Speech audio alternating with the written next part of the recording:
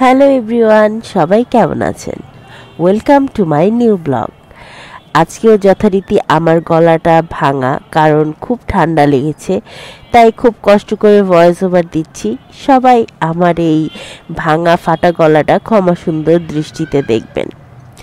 আজকে খুব সকালবেলা ঘুম ভেঙে গিয়েছিল, আর খুব সকালে ঘুম ভাঙাতে মনে হলো কোথাও হেঁটে আসি, তাই চলে গিয়েছিলাম ধানমন্ডি লেকে।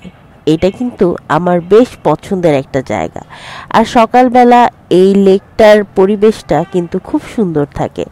মানুষজনের পাশাপাশি পশু পাখিরাও কিন্তু এখানে মানুষজনের মতোই অ্যাক্টিভিটিস করে।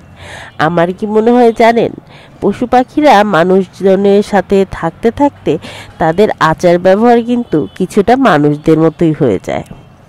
তো যাই হোক, আমি সুন্দর সুন্দর পশু পাখি দেখে, ফুল কুড়িয়ে, তারপর কৃষ্ণচূড়া গাছ দেখে অনেক সুন্দর কিছু সময় কাটিয়ে তারপর বাসায় চলে গিয়েছিলাম।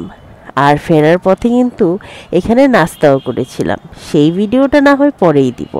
আর আমার এই ভিডিওটা যদি আপনাদের ভালো লাগে তাহলে আমাকে লাইক, কমেন্ট এবং আমার ভিডিওটা শেয়ার করবেন। ধন্যবাদ।